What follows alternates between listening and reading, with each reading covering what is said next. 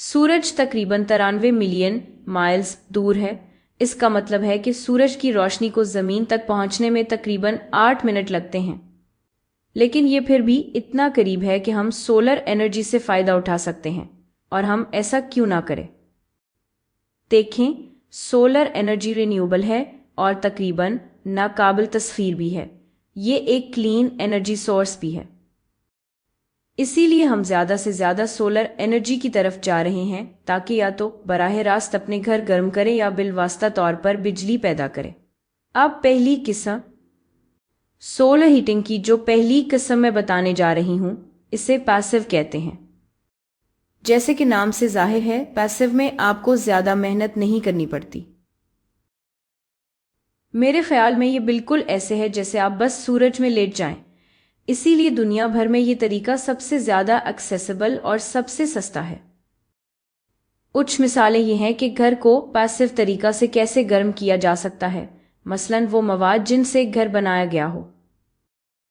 तो ऐसे मवाद जैसे पत्थर, कंक्रीट और एडोबी, ये दिन में सूरज की काफ़ी हीट जज्ब कर लेते हैं और फिर रात को आहिस्ता आहिस्ता वही हीट वापस छोड़ते हैं। अगर हम इस एडोबी वाले घर को मिसाल के तौर पर लें तो उसकी मोटी दीवारें और छोटी सी दबी हुई खिड़कियां दिन में घर को सूरज से बचा कर रखती हैं। और फिर रात को जिस मिट्टी से ये बना है वो हीट एनर्जी जो दिन भर जमा हुई थी वो छोड़ देती है। तो ये खास घर सेंटर फी न्यू मैक्सिको में वाक़ है और बहुत से घर जो ऐसे सहरा वाले इलाकों में हैं वो मिट्टी से बने होते हैं। और इसकी अच्छी वजह है क्योंकि दिन में सहरा में बहुत गर्मी हो सकती है और वो मिट्टी हीट जज्ब कर लेती है, जिससे घर के अंदर काफ़ी ठंडक रहती है। और फिर रात को सहरा में बहुत ज़्यादा सर्दी हो जाती है तो वही मिट्टी हीट छोड़ देती है और घर को मुनासिब हद तक आरामदेह रखती है। या फिर नॉर्दर्न हेमिस्फीयर में कुछ घरों में साउथ फेसिंग विंडोज़ बनाई जाती हैं, जिससे घर में सनलाइट आने के घंटे बढ़ जाते हैं। तो ये वो तरीके हैं जिनसे घर को पैसिव तरीके से गर्म किया जा सकता है। लेकिन कुछ हालात में आप चाहेंगे कि सूरज की हीट और रोशनी को रोककर घर को ठंडा रखा जाए। मिसाल के तौर पर छत का रंग इस बात में बड़ा फर्क डाल सकता है कि घर में कितनी हीट जमा होती है या नहीं होती। अगर आप छत को हल्के रंग में पेंट करें तो वो सूरज की हीट एनर्जी को रिफ्लेक्ट करेगी, बिल्कुल ऐसे ही जैसे आप गर्मियों में सफ़ेद टी शर्ट पहनना पसंद करें बजाय काले शर्ट के। एक खास किस्म की छत भी होती है जिसे ग्रीन रूफ कहते हैं, जहां घर की छत पर पौधे उगाए जाते हैं ताकि इंसुलेशन की एक इजाफी तय मिल जाए। अब मैं खुद कभी ऐसी छत पर नहीं गई, लेकिन मैं अंदाज़ा लगा सकती हूँ कि बाहर के मौसम में अगर ग्रीन रूफ पर फूल लगे हों तो उनकी खुशबू और खूबसूरती कमाल की होगी। और जाहिर है आप घर के इर्द गिर्द दरख्त लगाकर या खिड़कियों के ऊपर ऑर्निंग्स लगाकर भी साया बना सकते हैं। अब अगर हम सोलर एनर्जी को किसी और तरीके से इस्तेमाल करना चाहें तो हम पैसिव टेक्निक से एक्टिव टेक्निक्स की तरफ जा सकते हैं। मिसाल के तौर पर कुछ घरों की छतों पर बड़े बड़े पैनल लगे होते हैं जिन्हें सोलर कलेक्टर्स कहा जाता है। ये सोलर कलेक्टर्स इस तरह काम करते हैं कि इनके अंदर एक फ्लूइड को हीट किया जाता है और फिर पंप्स या फैंस के जरिए इस फ्लूइड को सर्कुलेट किया जाता है और हीट को घर के अंदर मुंतकिल किया जाता है ताकि हवा या पानी को गर्म किया जा सके।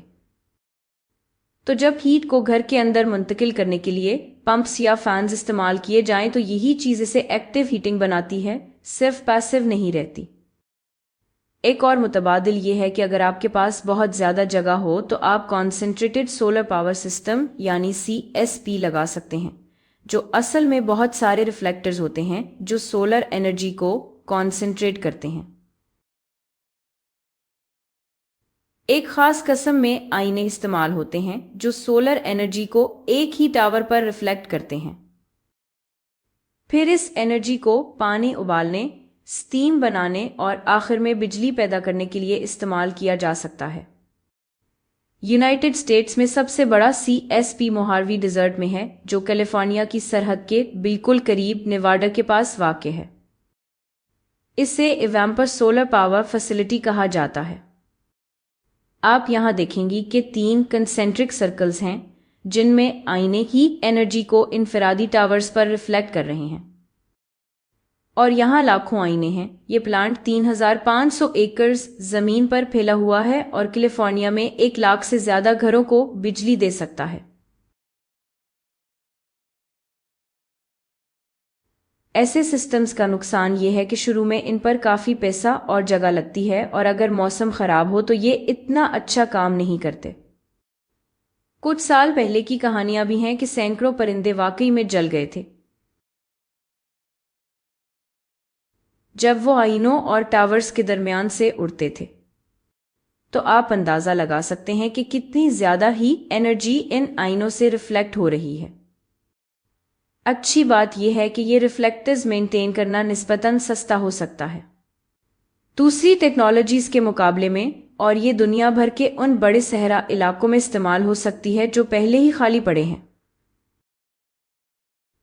और आखिर में सूरज की एनर्जी को हासिल करने का एक और तरीका फोटोवोल्टेइक सेल्स के जरिए है। अगर हम इस बड़े लफ्ज को तोड़ें तो फोटो का मतलब है रोशनी और वोल्ट एक इलेक्ट्रिक फोर्स की यूनिट है, तो फोटोवोल्टेइक का मतलब हुआ रोशनी को इस्तेमाल करके इलेक्ट्रिक फोर्स पैदा करना। ये आइडिया 1905 से है जब आइंस्टाइन ने इस पर पहली बार एक पेपर शाया किया था। फिर उन्होंने इसी फोटो इलेक्ट्रिक इफेक्ट के कॉन्सेप्ट पर नोबेल प्राइज भी जीता, जिसमें यह बताया गया कि जब रोशनी किसी मेटल पर पड़ती है तो इससे इलेक्ट्रॉन्स बाहर निकलते हैं और इलेक्ट्रिक करंट बनती है। फोटोवोल्टेइक सेल्स को सोलर फार्म्स में, घरों की छतों पर और यहाँ तक कि आपके अपने सोलर पावर्ड कैलकुलेटर में भी इस्तेमाल किया जाता है। आपने देखा होगा कि इस तरह के कैलकुलेटर्स बाहर या किसी रोशन कमरे में सबसे अच्छा काम करते हैं, जो कुछ हालात में वाकई एक नुकसान भी हो सकता है। एक और नुकसान यह है कि कभी कभी आपको इतनी ज्यादा तादाद में ये इंस्टॉल करने पड़ते हैं कि घर के लिए काफी बिजली बन सके, जो महंगा भी हो सकता है, और आपको ये भी देखना होता है कि आप जल्दी मूव तो नहीं कर रहे। दूसरी तरफ अगर आप घर पर सोलर पैनल्स लगाएं तो इससे बिजली के खर्चे और आपका कार्बन फुटप्रिंट दोनों कम हो जाते हैं। तो ये देखें, सूरज की ताकत को हासिल करने के कई तरीके हैं, चाहे इसकी हीट हो या इसकी रोशनी।